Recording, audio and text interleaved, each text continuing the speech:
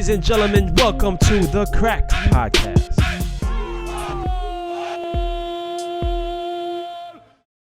What's up, y'all? This is Damarcus from the Crack Podcast. Check out part 2 with Robbie Rogers. Robbie, I got to ask you, because leading up to this today, I was like, you know what? I heard about All-American, but I never watched it. So like 4 days ago, I started watching season 1. Yeah. And find myself 6 a.m. still watching this show. And I'm like, yo, how come I didn't know about this? And how come nobody told me Robbie was a part of this? Like, funny. How'd you get into it? There's a lot of people that, kind of hear about it, but don't necessarily watch it. And then when they start watching it, they realize it's like so much more than just about like football or, it's very soapy and there's all the love triangles and you like want him to end up with like Olivia or Layla and like, you're torn through all that stuff and then all the secrets. So I got involved in just like production and producing and storytelling. My first year with the Galaxy, there was these 2 producers that came to me to do a comedy that was like loosely based off my life, but it was like a half hour about like this gay soccer player that comes out and like, but has no idea how to be gay. Like never, I know this sounds weird, but like never been on first date, never went to a bar, never, it was like, well, that is true. Like I had never done all those things. So you're having to do that as like a full grown ass adult. Like, imagine if you're going on your first date with a girl, as a 20-something-year-old, you're like, awkward. You're supposed to it's like that 40-year-old virgin movie. Exactly. So, Bees is still awkward though, Robbie. Bees is still awkward. So we sold this project to ABC, and they were at Universal. So I just loved it so much and started to work with them on a few things. Started work with my boyfriend at the time, who's now my husband, on a few things. And I've just slowly gotten more and more into, the idea of just like storytelling and being able to affect people who are sitting in front of their TVs in a very like emotional way. It was just very exciting to me. I kind of love that. So I'd met Spencer Pasinger through one of my best friends, and he kind of told me about his career and his story. And I was like, this is just, I really connected with like the outsider vibe of he was between Beverly Hills and South Los Angeles. And kind of when he left Crenshaw, they were like, you're a sellout, you're going to Beverly Hills. And then when he's in Beverly Hills, they're like, you're not one of us. You're not one of us. So right. It was like back and forth. So I kind of felt like that as a gay man and as at times as a soccer player, like, am I one of these guys? But I'm not, and I don't really feel comfortable, around gay men. So like, where am I? So that was my initial connection to it. And so I got home and I was just telling Greg, my husband, about it's such a great idea. I think it could be such a cool show. And then we started to develop. We found a great writer, and we found, Rob Hardy directed the pilot, and we just put a great team together. Did you have any kind of influence in the story, any of the storylines or any of the? Yeah, I mean, with the whole pitch and everything, I worked with a girl named April Blair, and we came up with the whole idea together. That's and huge, Robbie. Wow. Yeah. It's been really fun. It's been really fun. I've learned a lot. But now we have Nkechi Okoro-Carroll, who's this incredible showrunner, and she has really, just kind of taken the mantle and led the way. And so now we're breaking episodes 6 and 7 for our season 3. We've been doing Zooms, like Zoom writers rooms. And I think we'll start shooting again in September, October. I mean, depending on COVID, who knows? But I think September, October, we'll start shooting. Listen, Robbie, I dabbled into a little acting last year. So if you need a, shit. Here we go. I'm just saying. Hey, I could definitely be expensive. I get a text from Mo, yes. no. Definitely. He's been dying. Yeah. I'm like, I would love to. I just don't know. Like, the roles are so specific. But hey, if an opportunity comes up, I'll let you know. Mo wants to be Mo know. Yo, Robbie. Mo wants to be the next Denzel Washington. I can tell. I wish I could help him out. Robbie, I'm gonna tell you right now, I do not want to see Gooch on the big screen. Oh, damn. I do not want to see his ass on those screens. What's wrong with me? I'm like the next Will Smith. Yeah, I'm hating. No, you're not. No, you're not. Stop it. But hey, Robbie, so I gotta, and I say this with,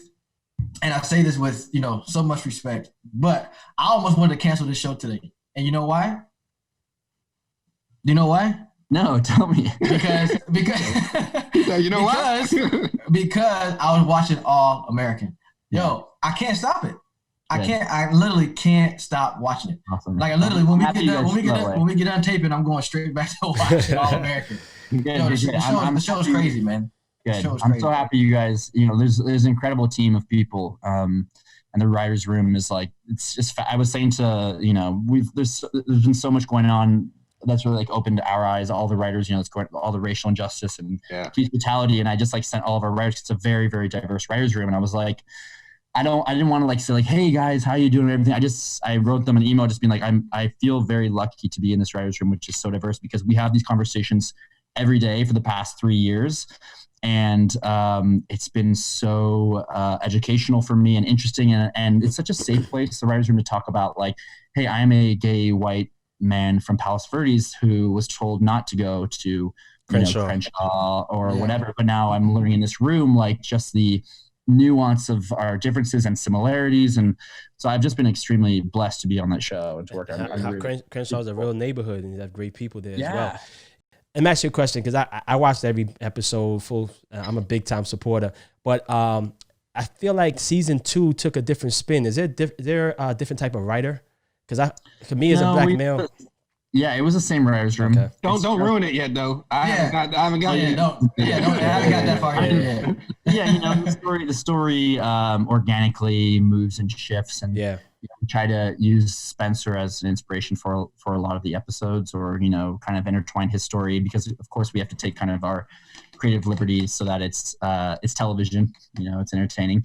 But no, it's the same group of people for season 3. So, I don't want to root for Gooch, but I'm really, really excited for season 3 just because of the ending of season 2. Yeah. And, sorry, Gooch, I'm like trying to talk about it. Get out of here, man. We get to shoot in new locations. We get to like, it's really, we were invested in like what's going on in Beverly Hills, and now we get to be invested really in like Spencer's life. Yeah. So stop. It's over. So without ruining the story and the plot, have you guys got an extension for more seasons yet? Has that come to? We have at least one more season. So okay, so you got a four season deal. Our third season, and then we're doing I think 20 episodes, which is a lot. I know, we did 16 last year. So 20 episodes. As long as COVID lets us, I don't know what's gonna happen. But and then I assume we'll have a season 4. It's been doing so well. I think it was one of the ride that wave with COVID, buddy. Ride that wave with COVID right now. Ain't nobody doing anything besides Netflix. Yeah. Oh yeah, it's been. It's pretty crazy how many people watch the show because of COVID and Netflix. So definitely the reason that was definitely one of the highlights of my quarantine experiences is watching All American, man. But so here's my biggest thing. I'm so excited that you brought that. You met this gentleman, Spencer, and you brought this to the table to all the rest of the producers. But I feel that there's not enough representation of soccer in America in a good light, right? When you watch ESPN, they speak about soccer. They always like try to joke it, or if it's not because they don't know much about it. And when you see a soccer player on a TV show or soap opera or something like that, it's always like a chubby kid with big shin guards on. You know what I mean? It's never like the stud like how you were growing up, how Beasley and Gooch were, right? Popular in school, popular with friends, and also was a hell of a soccer player. I'm so excited now you're in this field. I know you're gonna help and make that change. Yeah, and I don't think it's not really a secret, so I can talk about it. But I'm developing a show. Do you guys know Jorge Villafana and his story? Yeah, I don't know a story. I don't know. So fascinating. So his mom literally, while she was pretty much pregnant, like came over to the United States and had him here so he could be an American. And then he went back to Mexico to kind of grow up, and then came back when he was in high school, and he entered a reality show competition with Chivas USA. Yep. Oh, wow. And won a competition and was offered a massive MLS contract of $700 a week, $700 a month or whatever it is, the developmental like shit money that you can barely survive on, or you don't survive on. He still supported his family, ended up, playing for the U.S. national team. Yep. Never really knew his dad. He ended up like walking through the tunnel with like his mom's last name on his back. So I'm doing a show right now at Warner Brothers, and we'll be pitching it soon to like other places. Amazing. That is based off his life, and it's a reality show competition about this boy, slightly like All American. There's a lot of the same kind of discussions that we can have about race and socioeconomics and like the American dream, what it means for some people. Does it still exist? Damn, Robbie, I want to be like you when I grow up. Yeah, straight up, man. I'm getting inspired just listening. Shit. Really fascinating story. So we're just working on it now and working with a writer who is like a Mexican American, and So we'll see. Oh, we have this great director who his dad used to play. His name's Marco Sega. He's done a bunch of shows you guys have watched, but his dad used to play with like Pele for like the Cosmos and stuff. There you go. Nice. Nice. So he's so you can shoot it in like, those exciting like Nike commercials where it's like you are in it, you have the music and the chain link fence and it's not like this glossy, weird wide shot of guys like walking around a soccer field, but like really intimate and then this emotional soapy story. So we're working on that now. We'll see if someone buys it. I think it's interesting. I think it's very, relevant to our time. And like you said, no one's really done it. So Robbie, I'm gonna give a round of applause, man, because I like my round of applause button. And also, these things is big, man. I've been fighting for this so long for this representation the right way, and for you at the helm. Remember, a lot of people that buy these things, they don't have the same connection to things as we do. So definitely. Bro, Robbie, I wanted to transition away from All American because I don't want you to ruin it. I don't want you to ruin it. I don't want you to ruin it for me just yet. But and me. There's a topic that I wanted to ask you because I've heard you speak about it obviously in the past a little bit, and I've heard interviews, and in a way I can relate because of my upbringing. And you spoke about being brought up in a very Christian household, right? And that had influence in regards to you coming out and everything. And I actually think I read somewhere that you're raising your children Jewish. I don't know if that's true or not. So I need you to kind of walk me through that, obviously. Yeah. And there's a lot of different moving parts, right? Definitely. There are, so I was raised in a very Catholic conservative family. Palos Verdes is like a small Texas town in Los Angeles. It's like the only place that votes red. There's actually a Trump golf course there.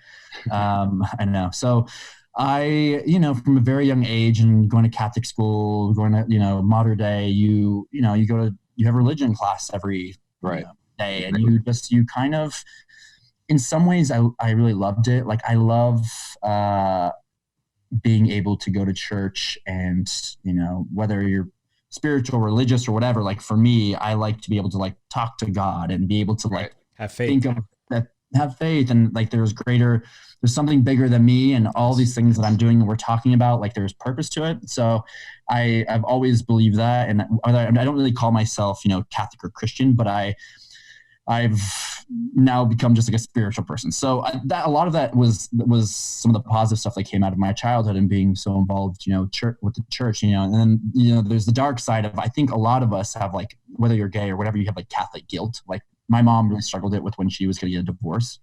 She was like so ashamed that she was going to divorce that she was like, so, she just like was so angry about it and so sad about it. And so, like disappointed in herself that she had to go herself. Exactly. So I grew up with that my whole life of, I'm gay. And if these people that I love know I'm going to be like exiled from my family and the church, and they say all these, horrible things are going to happen to me. So I really struggled with it until I've studied different religions and I'm kind of more just open now to a bunch of different possibilities. Right. But until I kind of was like, it doesn't need to just be this, whatever. How did the Jewish part of raising your kids, how did that come? So Greg and I really, again, because there's so many positives, I believe in like religion and being spiritual and faith, we wanted to raise them in a religion. And so they go to Reformed Judaism school. Mm-hmm.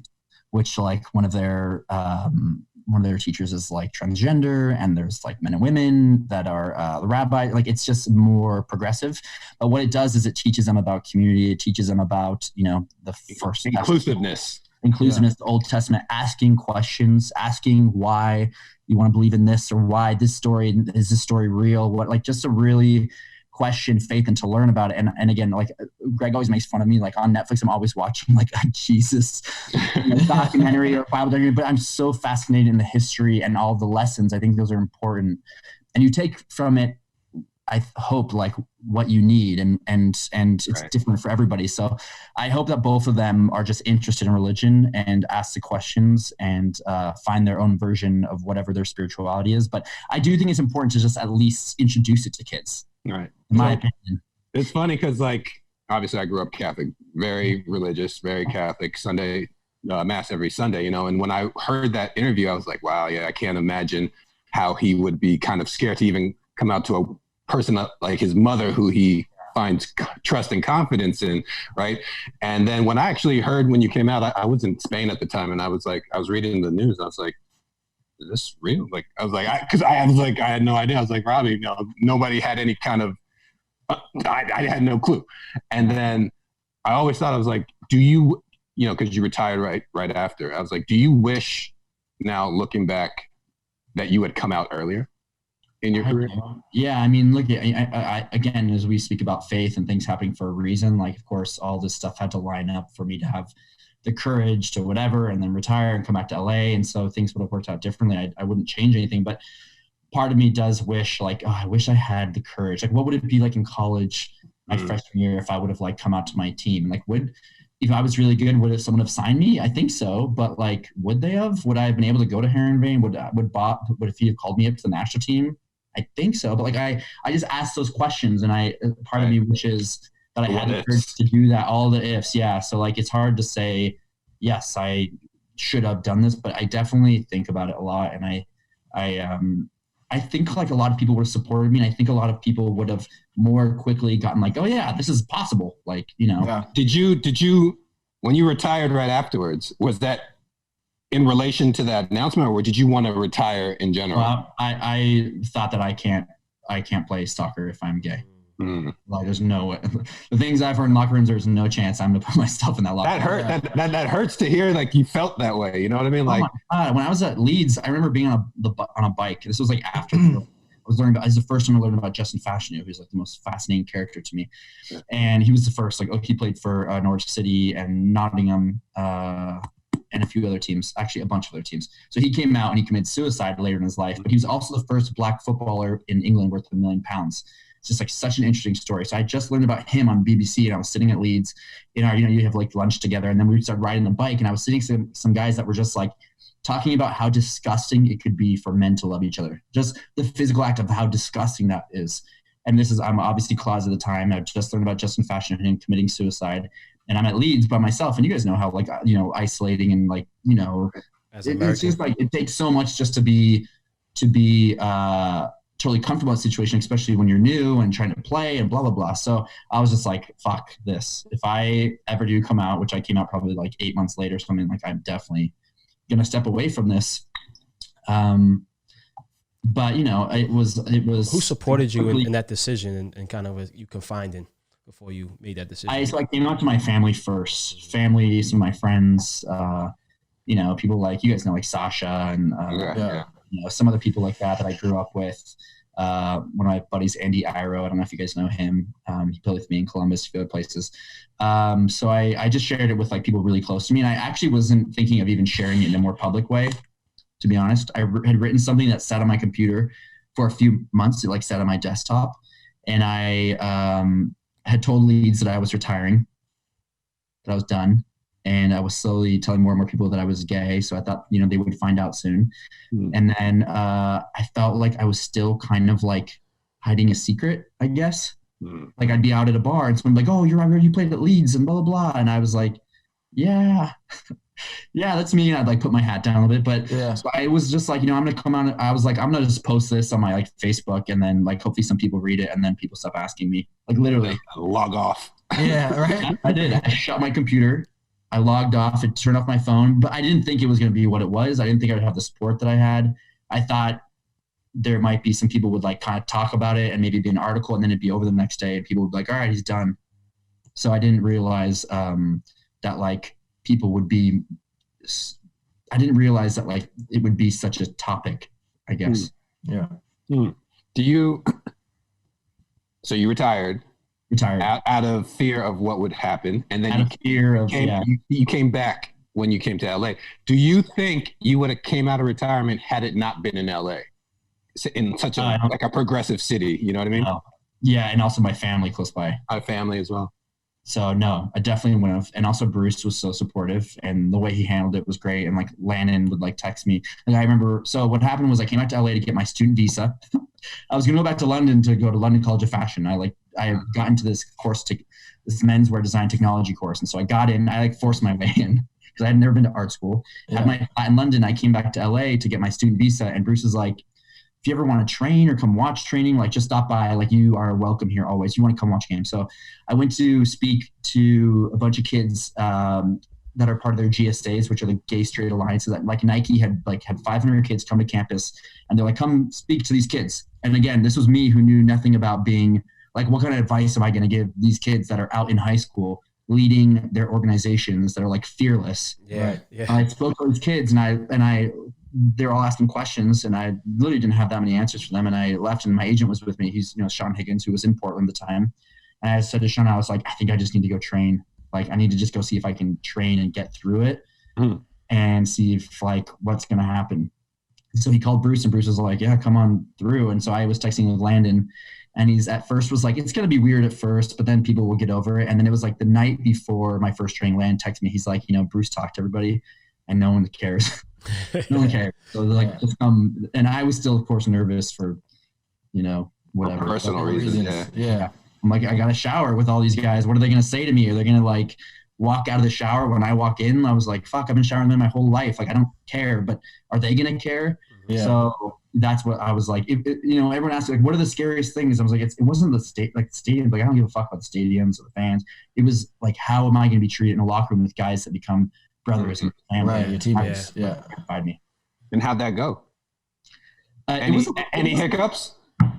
No, not really. Like, okay, so you guys can, it's very different. Okay. But let me it's a little bit similar to like, I think that, let's say like racially, sometimes we're not sensitive to the people that are around us. So if you've been in a locker room your whole life and you make, gay jokes and whatever, then someone comes in and like, sometimes they're just like, they're more aware of what they're saying, but they're also like, they're a bit weird about it. Like, don't know what they they don't know how to say it. Yeah. They don't know how to say it. So I think you're not like, I'm not saying that we're the same in any way, but like, all these white people, and then you have like a black footballer or a soccer player come in, and it's like they wanted everything to be cool, but like they're not totally know how to do that. Yeah. You know what I mean? It's like a little bit of this awkwardness, and also like, and then eventually people would like break the ice, and I make fun of like Alan Gordon for being straight, and then he makes fun of people for being gay, and then we laugh and we get on with it. But there's definitely the weird, like, you just got to get used to what you're not used to.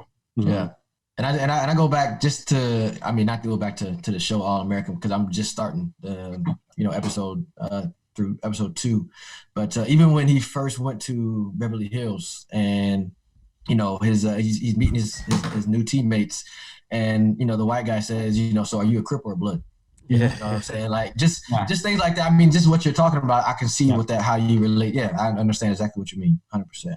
Yeah, and a lot of that stuff is based really off Spencer's experience. So exactly, when he tells us that stuff in the writing room, you're just like, that's crazy that people. Yeah. So he does have a lot of input, and it is closely based to his real life story. The show. A lot of the soapy stuff we've manipulated, but a lot of it, relationships and all that stuff is. Because Rob, this is the Crack Podcast, and we try to keep everything real, authentic. So I want to be real with you as a person who loves All American.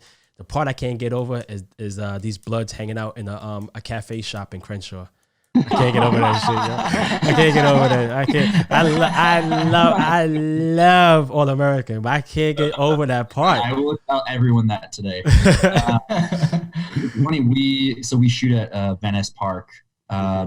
And the first season, so many times we shoot there, it'd be at like 11, 12 o'clock at night because we do night shoots. Yeah. And like all these Bloods would show up and pretty much be like, all right, we need $1,000. We're going to protect you, but you have to pay for our services. Wow. And I'm like, all right, like, okay, so the money. And they'd like have coffee with us, and they're super chill. And then eventually we have this little tiny line producer. Her name's Lorietta.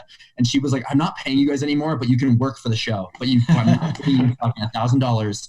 This is ridiculous. So like now a few of the guys like actually work for the show.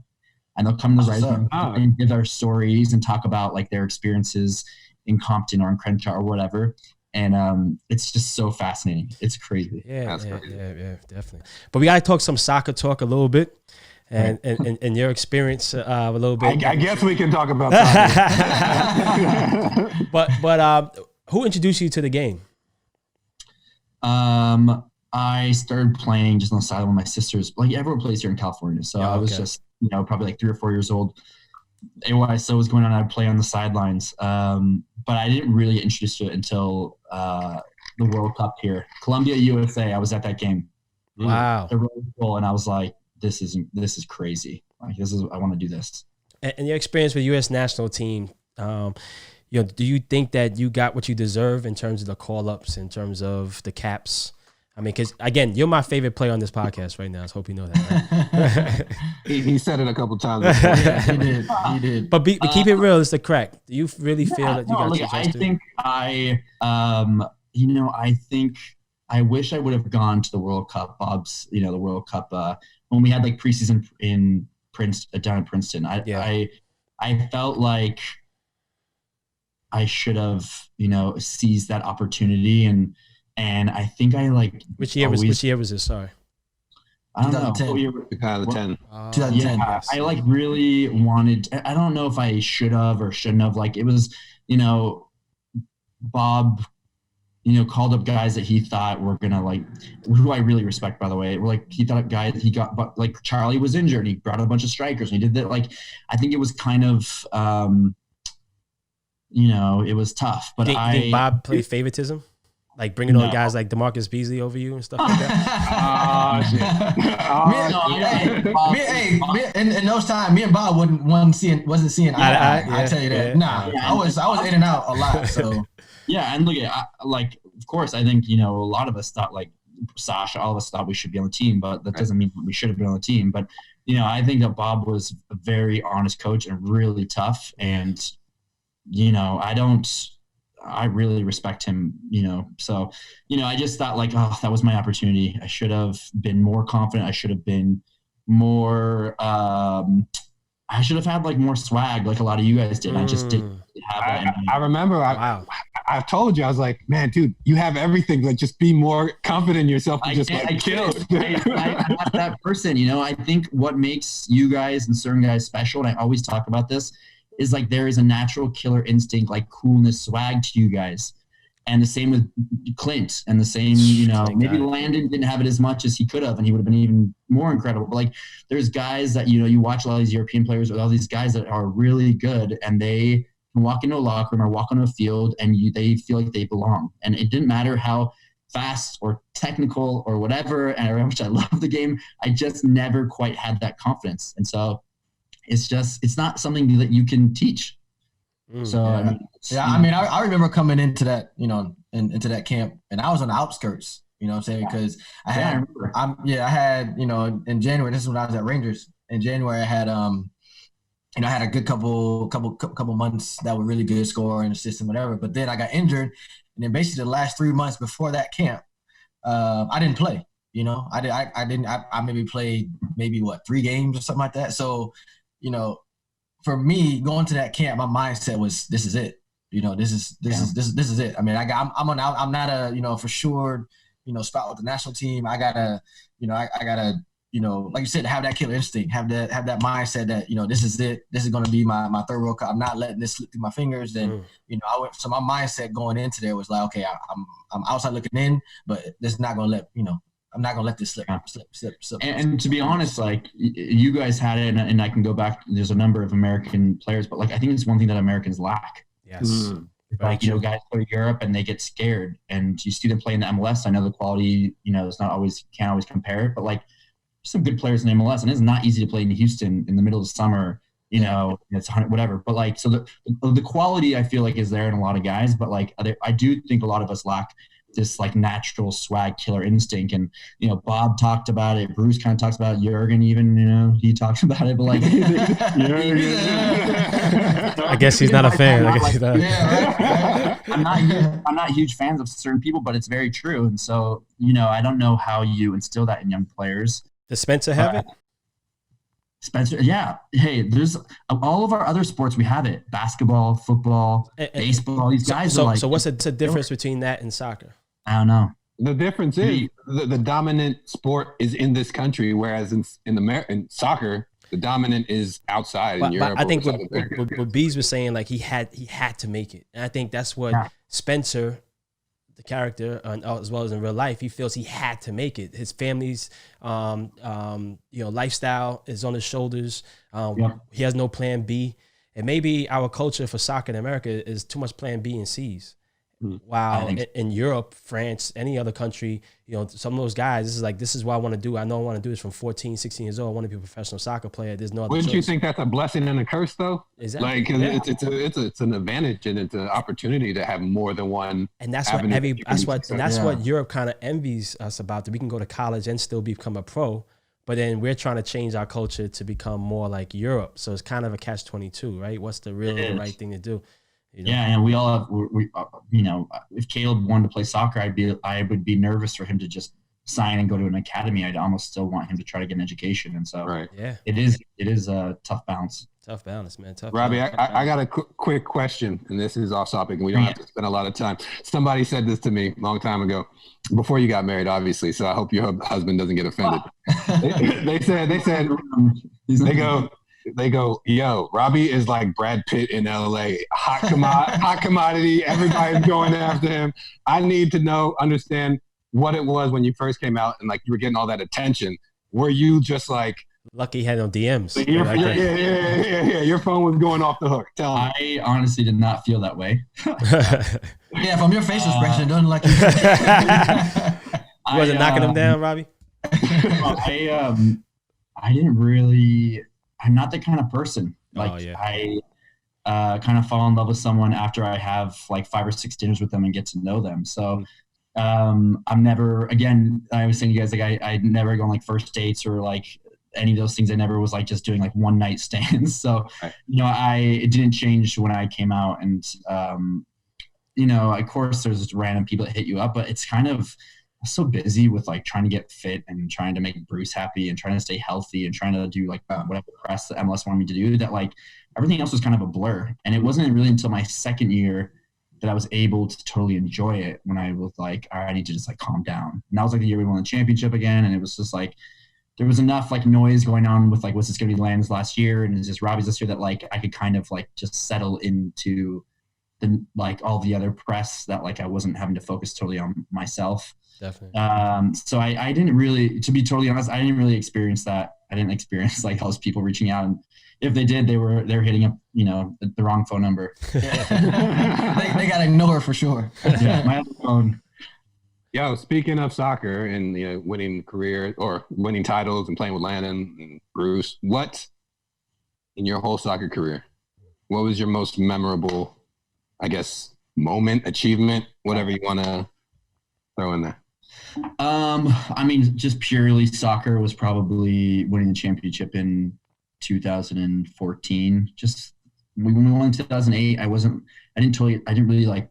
couldn't totally enjoy it with my family. I was still like hiding such a secret and wasn't totally myself. So we won with Columbus, but in Los Angeles in 2008. And then 2014, we won again in LA, but with LA. And it was just weird how similar but different they were, and how different I was emotionally to be able to like just enjoy that with everyone. Like, literally after I won in 2008, I went home to my parents' house in Huntington Beach, and I sat on my bed and just like went to bed.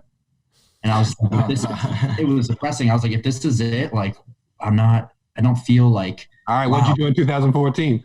We had a huge party, and I danced all night and had so much fun, and then had to like fly to New York. Like it was so much fun, and I got to totally enjoy it with everybody, my family, and I like cried and I was emotional, and I just could be there with all the guys on the team and just totally be present. So, go ahead, Robbie. I was gonna say walking out the U.S. Olympics was cool. Yeah. Now I'm gonna say, and that I think it was 2014. Was that after party? Was that at some huge? It's like at an auditorium or like a stadium or something. It was. I think I was there. Yeah, B. Why was B there? Because that's when you guys beat Houston, right? No, that was after. That was like before that. Oh, you were okay. Okay, so I went to that one then. He's just always at the party. He's like, I went to the after party. Yeah, I remember that. I do remember that. Nah, Beasley, you was there for the sponsorship situation. Right? Yeah, sponsorship. Yeah. I think they had it in LA Live. That's what it was. That's what it was. Yeah. So that was 13 then. Okay. But listen, it was. I think it was 12. Was it 12? Yeah. But listen, Robbie, I'm old, man. I just want to make sure everybody realizes. Woo! I was only 36 then. Well, thank you, Rob, for taking the time, man. Again, you're such a better player than these two guys on the podcast. I got a question before your last question. You're definitely a legend in this game, not because you came out. Let the man get off the podcast. Let him get off. I know from college playing with Kwame, Robbie used to make beanies. And I want one of them beanies. And what you're establishing as a soccer player, man. So you just want to say thank you so much for everything you've done. And the trailblazing you will continue as a producer. But these guys get mad at me. I always have one last question. I got a question before your last question. Okay, go ahead. Oh, goodness gracious. No, Bees, listen, check it. Wait, let the man get off the podcast. Let him get off. This is personal. Let him get off. This is personal. He's got business to do. Robbie used to make beanies. And I want one of them beanies. I think I still have them. They're really cool. These sick beanies. He gave me one back in the day. I was like, I still got it. I was like, yeah, I need to get one of these again. I know. I love those. Robbie, what are you taking from Columbus was?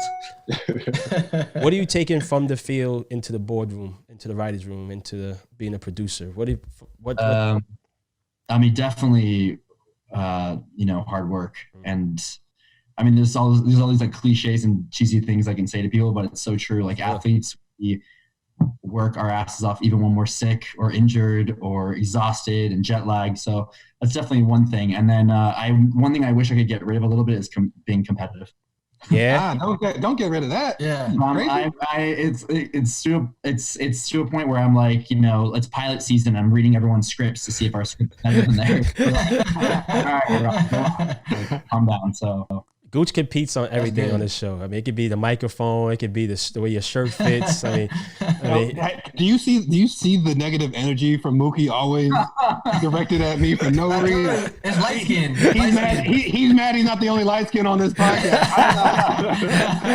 Yo, Robbie, again, man, thank you so much, man. Thank you, Robbie. Appreciate and best of luck. Appreciate it, man. I love this, and it's flattering. I don't feel that way about myself, so it's cool to hear you guys. Now you know, brother. All the questions and everything. So thank you so much. Man, thank you, man. Appreciate it. Take care. Okay. All right, Robbie. Peace. Man. Yo, I was it was dope for me to realize that he's the one who brought the project to his staff. I mean, that shows. I keep it real. I thought that he was just, maybe his husband thought that it would be dope because he's a former athlete for him to be a part of it, but for him to have the thought process and to realize to see this through, it's a good show. So he says he didn't have the swag or the push or whatever, but it seems like he's been knocking doors down. Like he got into the fashion school, had no fashion background, producer had no background. You know what I mean? Like and now he's about to how do you say that in Hollywood life? He's about to go pitch. Go pitch, pitch his new project. New project. You know what I'm saying? So that's wicked. And the fact that, it's a soccer story that Mookie, what you talked about, that, there's not a lot of soccer stories out there about real, about real shit that people went through. So I think that's pretty cool with him, what he's doing with Jorge. Hey, you think Goose got a chance? Zero. If Mo don't got a chance, because Mo is serious about the situation. I'm sure Mo texts him every week. If Mo don't got a chance, Gooch, man. Unless I guarantee Mo probably still be in the mirror looking at himself. He like with his little script. With his little scripts like so. When Robbie call, I'm gonna be ready. Mo right now is catching footballs, waiting for Spencer character to get hurt so he can take over that role. Big shouts to Mo and Do, baby. But Mo loves that stuff, man. But listen, man, Bees, make sure you go watch the rest of All American. Oh yeah, I'm gonna keep it real. I think season 2 is a little bit more watered down. All right, man. We heard you the first 10 times. Let's get through season 1 first. My bad. You're right. Please. You're right. Stop talking so I can go watch All American. Please. Well, listen, man. Thank you so much for everybody for tuning in to and me and these characters, Damarcus, Beasley, and Oguchi and Onyewu. I hope you get a chance to listen to our previous episodes. My favorite episode so far is Solomon Kalou, which is number 5 and 6. So make sure you go listen to both, and make sure you subscribe to YouTube. Make sure you hit that like button. Also, make sure you subscribe to our iTunes, or if you're an Android person like myself, Spotify. And make sure you tell Damarcus Beasley to get a haircut. All right. Much love, y'all. That's all good. Much love. Peace. Peace.